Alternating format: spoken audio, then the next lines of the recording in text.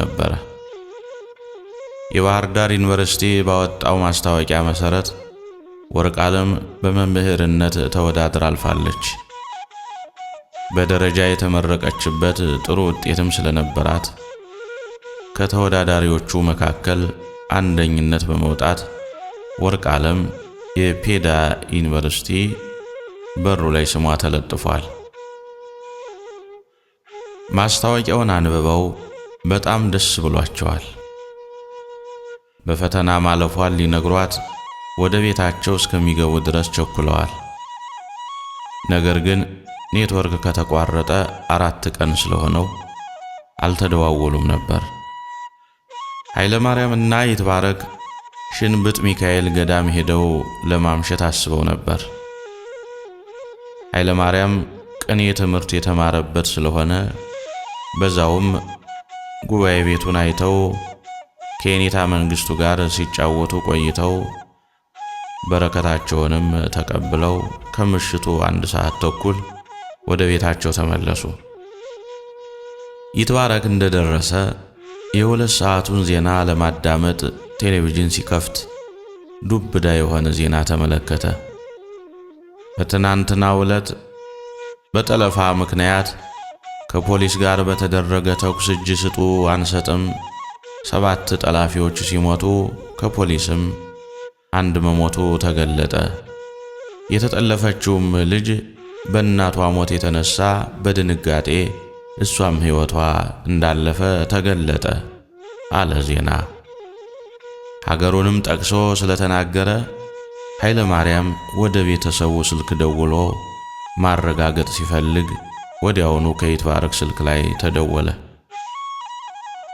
በአስቸኳይ እንዲደርሱ ከቤተሰባቸው የተደወለ ስልክ ነበረ። ሲነጋ በጧት ተነስተው በመጀመሪያዋ በራሪ ሎንችን ወደ ደብረ ታቦር ጉዟቸውን ቀጠሉ። ክምር ድንጋይ ከተማ እንደደረሱ ወደ አንድ ካፍቴሪያ ገብተው ተቀምጠው መረጋጋት ጀመሩ። የከተማው ወሬ ሁሉ በሰሞኑ ስለተፈጠረው ሁኔታ እሱ ብቻ ነበረ። እሱም የወርቅዓለም ሞትና ቤተሰቦቻቸው ጉዳይ ነበር። ኃይለ ማርያም ወደ ላይ ወደ ደጋው መውጣት እንደሌለበትና ምናልባት ከሄደ እሱንም ሊበቀሉት እንደሚችሉ ሰዎች ሲያወሩ በጆሮው ሰማ። ወንድሞቹ መምጣቱን ስላወቁ ይጠባበቁት ነበር። መሳሪያቸውን አቀባብለው አልፎ አልፎ በየመንገዱ ዳርም ቆመው ነበር። ወደ ቅዱስ ሚካኤል ቤተክርስቲያን ወስደው ያማቱን የወይዘሮ ሙሉመቤትንና የወርቅዓለምን ሞት አረዱት። ኃይለ ማርያም ሰማይና ምድሩ ተደበላልቆበታል። ያለበትና የቆመበት ስፍራ እስከሚጠፋበት ድረስ ለያዥ ለገራዥ አስቸገረ። ክፉኛ ምርር ብሎ በማልቀሱም አቅሉን ሳተ። የሐዘኑ ስሜት እጅግ ከመጠን በላይ ጎዳው። ያለ ልክ በማልቀሱ ሰውነቱ ሁሉ እየተንዘፈዘፈ እጆቹንና እግሮቹን መሰብሰብ አቃተው። ድሮ ያመውና ትምህርት ያስተወው የነበረው የልብ ችግር ተቀሰቀሰበት። በአንድ ጊዜ የመልኩ መቀያየር ያስደነገጣቸው ቤተሰቦቹ ለቅሶውን እንዲያቆም መማፀን ጀመሩ። ቢለምኑትም ሊሰማቸው አልቻለም። የቤተ ክርስቲያኑን አስተዳዳሪ ወስደው ቢያስመክሩትም ሊጽናና አለመቻሉን የልብ ህመሙን የሚያውቁ ቤተሰቦቹ መደናገጥ ጀመሩ። ነገር ግን ግዴታ ሆነበትና ድምፁ እየቀዘቀዘና እየቀነሰ መምጣት ጀመረ። እንደምንም ተመክሮ ለቅሶውን ቢያቆምም እንባው ግን ዝም ብሎ መፍሰሱን አልተወም ነበር።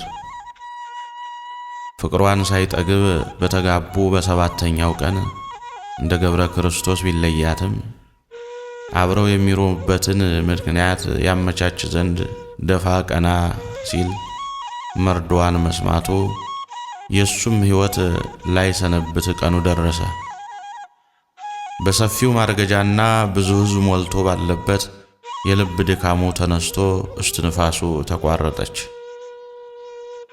ኃይለ ማርያምና ወርቅ ዓለም ለብዙ ዘመን በዓላማ ለመገናኘት የጣሩትን ያህል ወደ ዘላለም እረፍት ሲሄዱ ግን ጊዜ አልፈጀባቸውም ነበር። የቀናት ልዩነት ብቻ። የሁለት ባለደም ልጆች ለመጀመሪያ ጊዜ እርቀ ሰላምን ፈጥረው እነሱ የፍቅር ጊዜ ባያሳልፉም ለአካባቢው ህብረተሰብ ግን በቀልን መተው እንደሚገባ ትልቅ አስተዋጽኦ አበርክተው አለፉ። የሁለት ባለደም ልጆች የሚፈላለጉት ለበቀላ ወይም ለግድያ እንጂ ለጋብቻ የማይታሰብበት ዘመን ኃይለ ማርያምና ወርቅ ዓለም በቀልን በፍቅር መልሰው የአንድ ወቅት የመቃብር እንግዳ ሆኑ። ወደማይመለሱበት ዓለም ወደ ሥጋ ሞት ተሰናበቱ። በአስገድዶ መድፈርና በጠለፋ ያለ ዕድሜ ጋብቻና የመሳሰሉት በሚፈጸምባት አካባቢ የኃይለ ማርያምንና የወርቅ ዓለምን መስዋዕት ከፋይነት ምሳሌ በማድረግ ገበሬው ሁሉ ልጁን ያስተምር ዘንድ ወደደ። በቀልንም በመተው ሰላም እየፈጠረ መኖርን አዘወተረ። ያለ ዕድሜያቸው ሕፃናትን እንዳይድሩና ሁሉም ህብረተሰብ ልጁን ወደ ትምህርት ቤት እንዲልክ ከመንግስት ተመርጠው አርሶ አደር ገበሬውን የሚያስተምሩ ልዑካን በስራቸው ውጤታማ ሆኑ። የአካባቢው ተወላጆችም ማህበረሰቡን በነፃ ለማስተማር እንዲችሉ ከመንግስት ድጋፍ ማግኘት፣ መመስረት፣ ማስተማር፣ መዞር፣ መምከር ጀመሩ። 12ኛ ክፍል አጠናቀው ኮሌጅ ለመግባት ውጤት የጎደለባቸው ተማሪዎች ስለነበሩ በነፃ ህዝቡን እየሰበሰቡ ለማስተማር ተነሳሱ። ከጎልማሳ እስከ ወጣት ድረስ ወላጆችም ጭምር በጧት ከመኝታቸው እየተቀሳቀሱ ወደ ትምህርት ቤት በመሄድ መሰረታዊ ለውጥ አመጡ።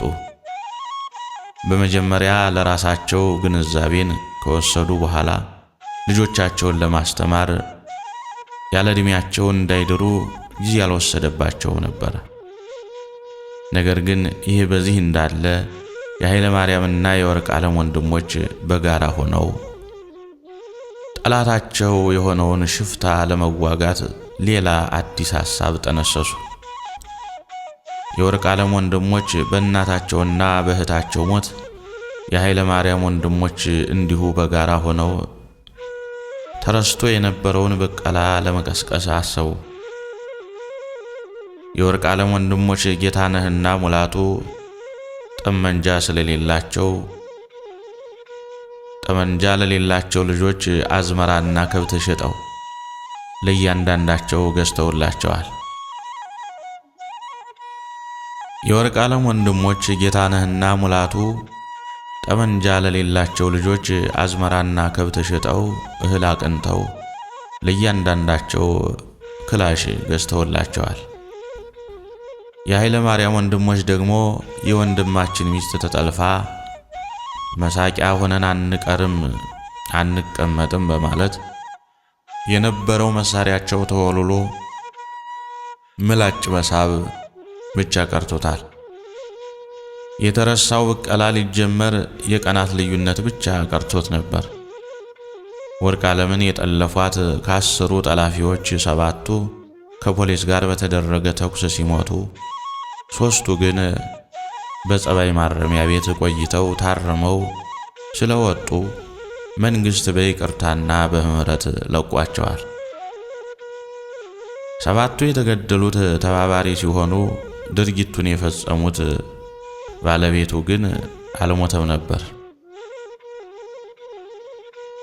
7ቱ የተገደሉት ተባባሪ ሲሆኑ ድርጊቱን የፈጸመው ዋናው ባለቤቱ ግን አልሞተም ነበር። ጌታነህና ሙላቱ የእናታቸውን የወይዘሮ ሙሉመቤትን ደም ለመመለስ ቀን እየጠበቁ እንደሆነ ሲሰማ የወርቅ ዓለም ጠላፊ የነበረው ሳይቀድሙት መቅደም እንዳለበት አስቦ ለበቀላ ተነሳሳ። ጌታነህና ሙላቱ ለታናናሾቻቸው የተገዛውን መሳሪያ ወደ ጫካ ወስደው ኢላማና ተኩስ በማለማመድ ፍልሚያውን ለመጀመር ዝግጅታቸውን አጠናቀዋል። ጠላፊው ታጥቀው እንደተነሱበትና እንደማይለቁትም ስለተረዳ ቀድሞ አደጋ ማድረስ አሰበ። የሀገሩ ባህል ደም በደም እንጂ በገንዘብ ካሳና በሽማግሌ እርቅ እንደማያበቃ ስለሚያውቅ አስቀድሞ የሚወጡበትንና የሚገቡበትን ማጥናትና መሰለል ጀመረ። ከነጌታነህ ከቤታቸው በላይ ያለው ትልቅ የቋጠኝ ድንጋይ ላይ ለደፈጣ ውጊያ ምቹ እንደሆነ አረጋገጠ።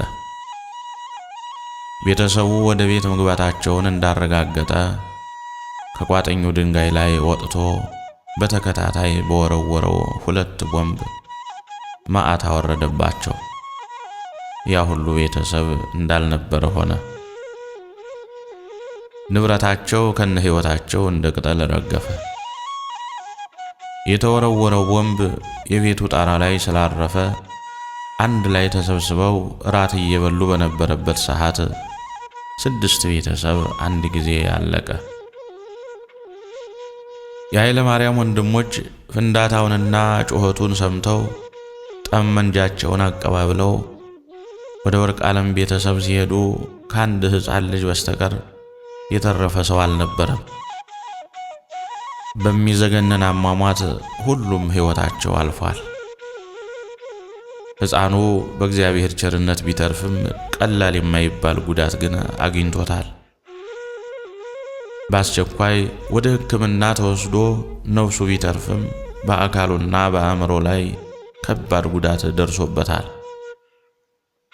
የኃይለ ማርያም ወንድሞች እነ ወንዲፍራው በፍንዳታው ቀድመው ስለደረሱ የድርጊቱ ፈጻሚ እናንተ ናችሁ ተብለው ስለተጠረጠሩ ወደ ማረሚያ ቤት ገብተዋል። ወንጀለኛው ሳይያዝ የኃይለ ማርያም ወንድሞች ወደ ማረሚያ ቤት በመውረዳቸው ለነፍሰ ገዳዩ ሽፍታ ደስታ ፈጥሮለታል። አይጥ በበላ ዳዋ በዱላ እንደሚባል ከአያቱ ከወይዘሮ ሙሉመቤት ጋር በእንክብካቤ ያድግ የነበረው ከሞትም የተረፈው ሕፃን አወቀ በልህና በቁጭት አደገ። ወላጅ እናቱ ትዕግስት፣ እናቷና ወንድሞቿ ሕይወቷም ጭምር በግፍ የተገደሉባት መሆኑን ታሪኩን እያስተማረች ያሳደገችው። በእርሱ አካል ላይም ያለው ለምጽ የዚህ ምክንያት እንደሆነ እየተነገረው ስላደገ ለሟች ቤተሰቡ እጅግ ቅናት ያደረበት ልጅ ሆነ። የቤተሰቦቹ ጠላትና ገዳይ የወርቅ ዓለምን ቤተሰብ ብቻ ገድሎ ሊያበቃ ባለመቻሉ ሰው መግደል የየዕለት ተግባሩ ሆነ። በሄደበት ሁሉ የሰው ደም ማፍሰስ ሱስ ሆነበት። ከዚያም አልፎ በአካባቢው ላይ እጅግ አምባገነንና በጣም የሚፈራ ሽፍታ ሆነ። በግፍ የሚነጥቀውን የደሃውን ገንዘብ ለወገኑ ሁሉ መሳሪያ አስታጠቀበት። ሽፍታው እንኳንስ ለግለሰብ አቅም ይቅርና ከመንግስት ጋርም ቢሆን መታገል ይቃጣው ነበር። ከተኮሰ የማይስት ደፋርና ጀግና ሆነ። የወፈረ በሬና የሰባ ሙክት የዋጋ ድርድር አያስፈልጋቸውም ነበር። በአካባቢው መሳሪያ የሚይዝና እታይ የሚል ወጣት በለጋ ዕድሜው በጥይት ደረቱን ተመቶ ይሞት ነበር። ለፍቶና ደክሞ ያዘመረው የገበሬው አዝመራ የሽፍታው ከብቶች መስክና መሰማሪያ ይሆን ነበር። የሽፍታው በሬዎች ገፈራ የሰለቻቸው፣ ፈረስና በቅሎዎቹ የስንዴ ዛላ ያጠገባቸው፣ የፍየልና የበግ አውራው የበሬ ያክል ይወፈሩ ነበሩ። ባላዝመራውም ቢሆን የሽፍታውን ከብቶች መከልከልና ቀና ብሎም መመልከት አይቻለውም ነበር። ይባስ ብሎ ወደ አዝመራው መሃል ይገፋቸው ነበር። እንዲያውም እህሉን አልበሉትም ሳርሳሩን ነው እያለ ይዋሽ ነበር። አርሶ አደር ገበሬው ውስጡ ያልተጎዳ መስሎ የልቡን በልቡ በመያዝ ደና ቀን እስከሚመጣ ድረስ በመጠባበቅ ሐዘኑን በልብ ብቻ ይገልጥ ነበር። መልከ መልካም የሆኑ የገበሬው ሚስቶች ያለ ውድ በግድ የሽፍታው አራተኛና አምስተኛ ቅምጥ መሆን ይጠበቅባቸው ነበር። እንዲያም ሲል ደግሞ ትዳሯን ፈታ ልጆቿን በትና ቀለብ እየተሰፈረላት የገጠር ከተማ ትቀመጣለች። የትዳር አጋሯና የልጆቿ አባት አሻፈረኝ ካለ አስፈላጊው እርምጃ ይወሰድበት ነበር። እሷን ያናገረና አጠገቧ የታየ ሰው ቢኖር ግን በቀይ ጥይት ግንባሩን ይመታ ነበር። በሄደበት ሁሉ ያለ ቅምጥ የማያድረው ሽፍታ ከየቅምጦቹ የወለዳቸው ልጆች እጅግ ብዙና የማይቆጠሩ ነበሩ። የሚቀመጥላቸውም ርስት ጠመንጃ ከነጥይቱ እንጂ አባት ለልጁ እንደሚያወርሰው መልካምነትና ፍቅር አልነበረም። ከየቦታውና ከተለያዩ ሴቶች የተወለዱትም ልጆች ከአባታቸው የተሰጣቸውን መሳሪያ ከመያዝ ውጪ ሌላ ተግባርና ዓላማ፣ ትምህርትና ሰላማዊ ኑሮ አልነበራቸውም። አምባገነኑ ሽፍታ ከዚህም ባሻገር ጠንቋይና ስርማሽን፣ ደብተራና ቅጠል በጣሽን እንዲሁም አውቅልሽ ባዩን ሁሉ አነፍንፎ ይፈልጋቸው ነበር። ሽፍታው በሚኖርበት አካባቢም አንድ ታዋቂ ጠንቋይ ነበረ። ወደ ጠንቋዩ ቤት አርባ ዘውትሮ የሚሄደው 10 እና ከዛ በላይ በሚሆኑ ሰዎች በመሳሪያ ታጅቦ ነበር። ጠንቋዩ አለቃ ሰማይ ጠሩሽ ሽፍታውን በጣም ይፈራው ነበር። ያስበው የነበረውንም ስለሚያውቅ ያንኑ ይፈርድለታል። ሴት አያቱና አጎቶቹ የሞቱበት ልጅ ያስፈራሃል፣ ቶሎ ካላጠፋኸው ለሕይወትህ ያሰጋል እያለ ሽፍታው የሚያስበውንና የሚሰጋበትን ስለሚነግረው የበለጠ ወዳጁ አደረገው። እንዲያውም የአምላክ ያህል በጠንቋዩ ላይ እምነት አደረበት። ዓመት በዓል በደረሰ ቁጥር ለጠንቋዩ ነጭ በግና ዳልቻ ፍየል ይጎትትለት ነበር።